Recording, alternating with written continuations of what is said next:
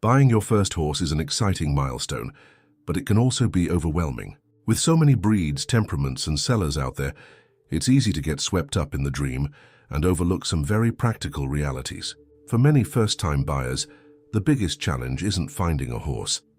It's knowing how to choose the right one without making expensive or even dangerous mistakes. It's not uncommon to see new owners end up with a horse that's too spirited, poorly trained, or has hidden health issues.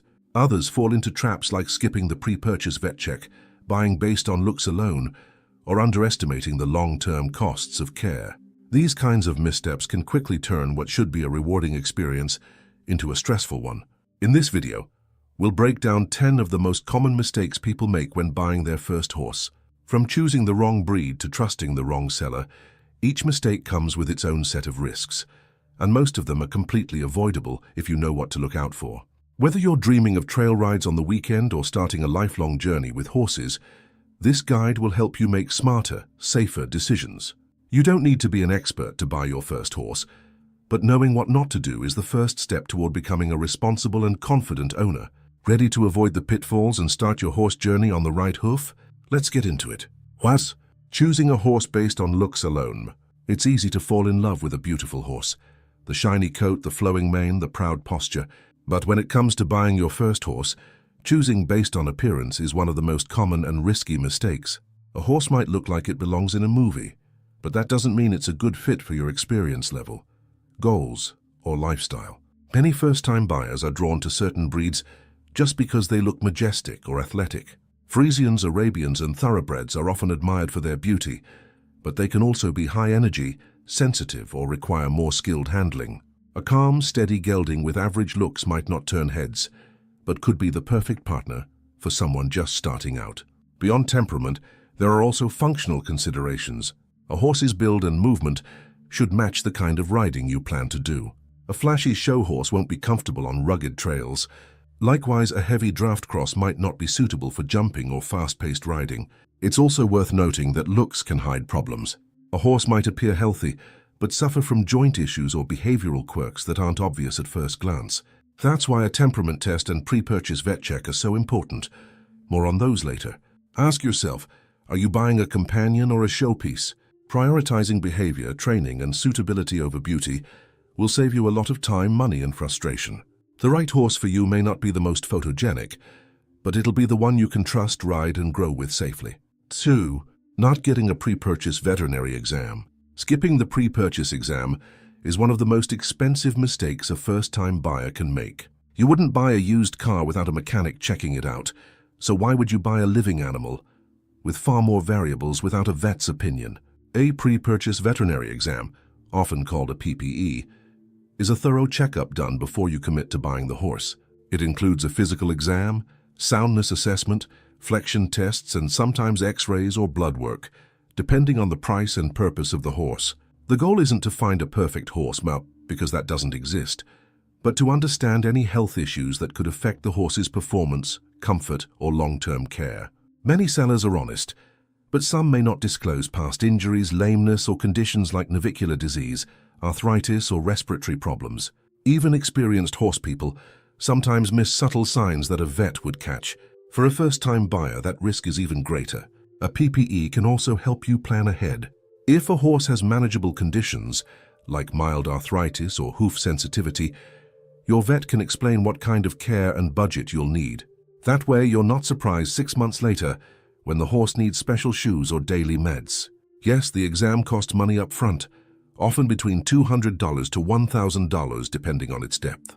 But that's a small price to pay to avoid buying a horse that might become unrideable, or worse, suffer due to an undiagnosed issue. In short, a pre-purchase exam isn't just smart, it's essential. It protects your wallet, your peace of mind, and most importantly, your future horse's well-being. 3. Buying a horse that doesn't match your skill level. One of the biggest dangers for first-time horse buyers is overestimating their riding skills. Maybe you rode as a kid, took a few lessons, or just feel confident around animals, but that's not the same as being ready for a young, green, or high-energy horse. Unfortunately, many beginners end up with horses that are far too advanced for them, leading to frustration, fear, and even injury. It's a common trap. Someone sees a spirited young horse that moves beautifully and thinks, With a little training, we'll grow together. The problem is green plus green rarely equals success. A young or untrained horse needs a calm, experienced rider who can give clear, consistent guidance. If both horse and rider are still learning, things can spiral quickly, from bolting and bucking to complete breakdowns in communication. For your first horse, it's almost always better to go with an older, been-there-done-that horse. These horses may not be flashy or fast, but they know their job and are more forgiving of beginner mistakes. They help build your confidence, teach you good habits, and keep you safe while you learn. Also consider your riding goals. If you want to trail ride, look for a calm horse used to outdoor environments. If you're interested in dressage or jumping, find a horse already trained in those disciplines. Don't expect to mold a horse into your ideal. Find one that already fits the picture. Ask a trusted trainer to evaluate your skill level honestly and help you match with a suitable horse. There's no shame in starting small and safe. The goal is progress, not perfection, and the right match makes all the difference. 4. Trusting the seller without question. It's natural to want to believe the person selling you a horse. Maybe they seem friendly, confident, and say all the right things. But when real money, animal welfare, and long-term commitment are involved, blind trust can be a costly mistake, especially for first-time buyers. Some sellers are honest and genuinely want their horses to go to good homes. Others, however, are more focused on making a sale. That's where things get risky. Horses may be sedated before viewings to appear calmer. Behavioral issues might be downplayed or left out entirely. The seller might say, "He's great for beginners," when in reality the horse hasn't been ridden consistently in years. This is why doing your own homework is critical. Don't rely solely on the seller's description. Watch the horse being ridden by someone else before you get on. Ask direct questions. How often is the horse ridden? Has it had any health issues? What kind of rider is it best suited for? Ask for references from previous buyers if possible. Always bring a knowledgeable horse person or trainer with you, especially if you're new. They'll notice things you might miss: uneven movement, signs of nervousness, or gaps in the seller's story. Be cautious with emotional stories too. Some sellers might pressure you with lines like, "She needs a home today," or "We have another buyer lined up." Take your time. A trustworthy seller will understand that you're making a big decision and will be open to questions, vet checks, and follow-ups. In short, trust is earned, not assumed. Protect yourself and the horse by asking questions, verifying facts, and staying level-headed, no matter how charming the seller might be. 5. Underestimating the true cost of ownership. Buying the horse is just the beginning, and ironically often the cheapest part. Many first-time buyers get so focused on the initial purchase price that they completely underestimate the ongoing costs of horse ownership. This leads to financial stress, cutting corners on care, or even having to sell the horse later on. Let's break it down. Monthly boarding fees can range from $200 to over $1,000 depending on location and services. If you're keeping the horse at home, you'll need fencing, shelter, water systems, feed storage, all of which require upkeep. Then there's feed itself.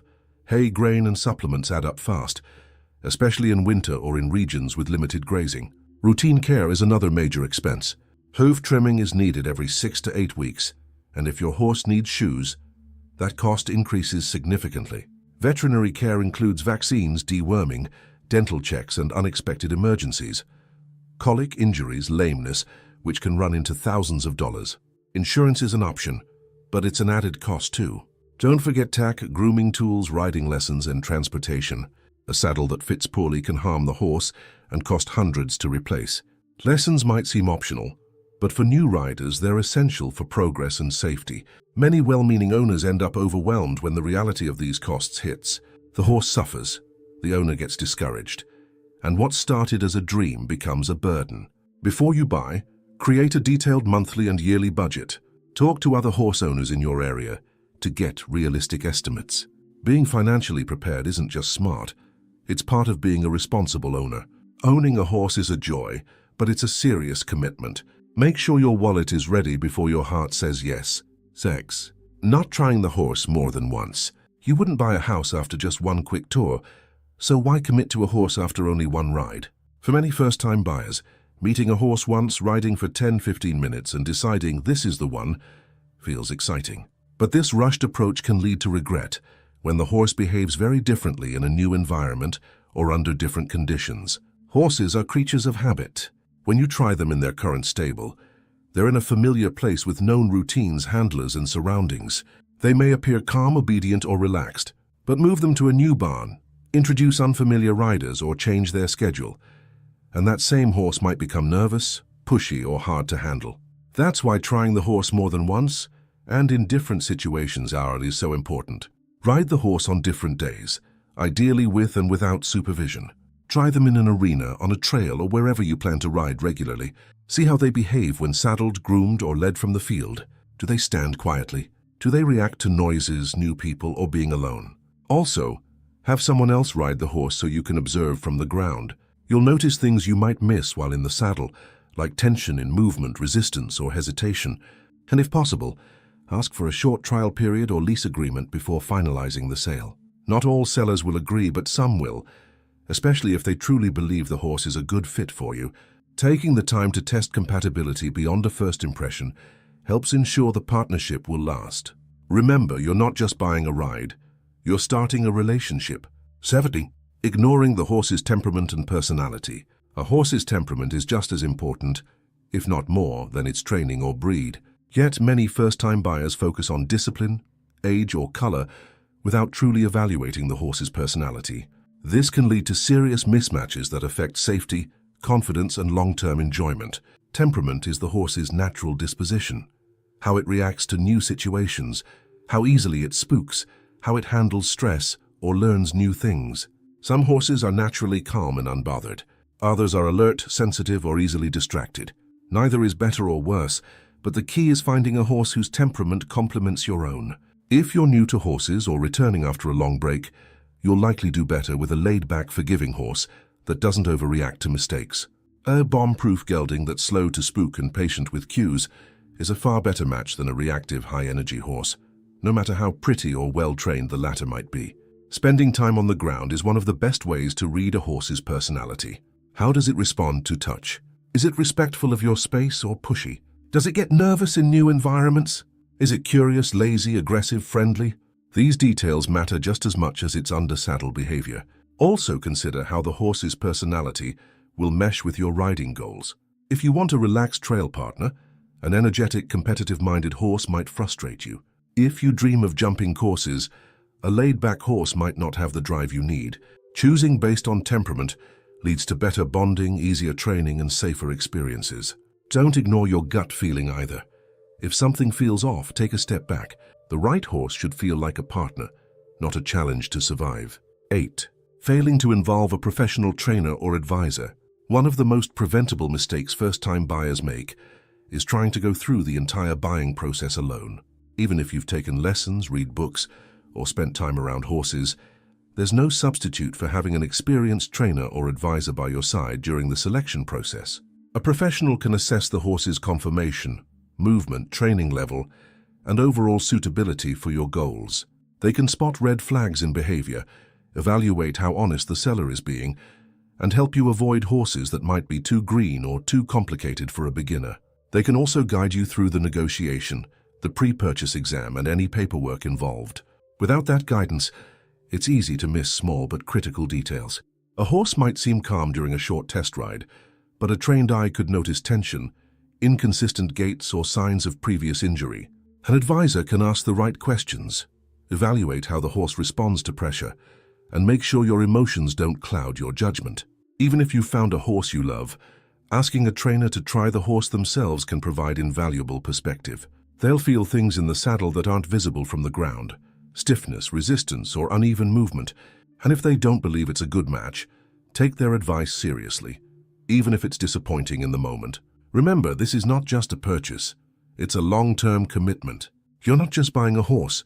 You're choosing a partner you'll work with for years. Having someone with more experience ensures you're making a decision that's grounded, informed, and truly in your best interest. A trainer's support may cost something up front, but it can save you thousands and a lot of heartache down the road. Deister, overlooking the horse's history and background. Every horse has a past, and knowing that history can make the difference between a smooth partnership and months of frustration. Unfortunately, many first-time buyers don't ask enough questions about where the horse came from, how it was trained, or what experiences it has or hasn't had. That lack of context can lead to mismatched expectations and even safety risks. Start by asking the basics. How long has the current owner had the horse? Why is it being sold? What kind of work has the horse done? Trail riding, showing, lessons, breeding. Has it ever had injuries, illnesses, or behavioral issues? If the seller is vague or unwilling to answer, that's a red flag. Also ask about the horse's training style. Was it started under saddle slowly and correctly, or rushed through the basics? Has it been ridden regularly, or is it out of practice? Has it been exposed to different environments like traffic, shows, or group rides? A horse that's only been ridden in a quiet arena might act very differently on a busy trail or near vehicles. Past trauma matters too. A horse that's been mishandled, neglected, or overworked may carry emotional baggage. That doesn't mean it can't recover, but it will likely need time, consistency, and a patient rider. For a first-time owner, taking on a horse with a complicated past can be overwhelming, especially without professional support. Whenever possible, ask to see old videos, photos, vet records, or previous owner contacts. A seller with nothing to hide will welcome your curiosity. Understanding a horse's background helps you prepare for its needs and behaviors. It's not about finding a flawless past, it's about knowing what you're getting into and whether you're truly ready for it. 10. Not having the right setup before bringing the horse home. You've bought your first horse, and the excitement is through the roof. But here's where many new owners stumble. They bring the horse home before they're fully prepared.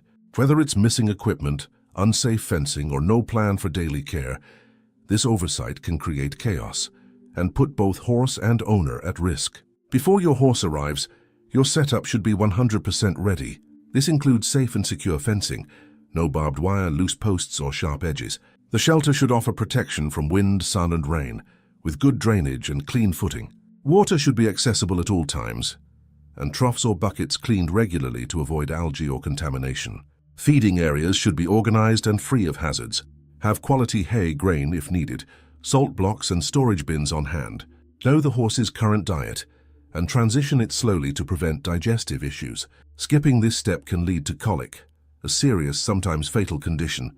You'll also need basic tools, halter and lead rope, grooming supplies, a first aid kit, and tack that fits the horse properly. If boarding, make sure you've met with the barn manager. Understand the facility's rules and know who's responsible for daily care. Most importantly, have a plan. Who will feed the horse if you're sick or away? Do you have a farrier and vet lined up? Is there a trainer or instructor nearby if you need help? These logistics matter more than you think. A smooth transition sets the tone for the entire relationship. When the horse steps off the trailer, it should enter a calm, safe environment, not one that's rushed or thrown together last minute. Owning a horse starts before it even arrives. Plan well, and both of you will be off to a confident, stress-free beginning. Buying your first horse is more than a financial decision. It's an emotional commitment, a lifestyle change, and a long-term responsibility. While it's easy to get caught up in the excitement, taking the time to plan, research, and reflect on your choices will make all the difference in the kind of experience you'll have for both you and your future horse. The mistakes we covered, from ignoring temperament to skipping the vet check or rushing into a purchase, are all too common, but they're also completely avoidable. Each one stems from a lack of experience, not bad intentions. And that's the good news. With the right guidance and mindset, you can start your horse journey on solid ground. The truth is, there's no such thing as a perfect horse. Every horse will have quirks, needs, and learning curves. What matters most is finding a horse that matches where you are in your journey. One that builds your confidence, responds to your energy, and helps you grow as a rider and caretaker. So before you sign any papers or load a horse into your trailer, ask yourself, do I really know this animal? Have I asked the hard questions? Do I have the setup, the support, and the skills to take this on? If the answer is yes, then congratulations. You're not just buying a horse. You're choosing a partner, a teacher, and a friend. Which of these mistakes do you think is the easiest to make? Have you experienced any of them yourself? Let us know in the comments. And if you want more honest, practical advice about horse ownership, training, and care, don't forget to subscribe and join our growing community.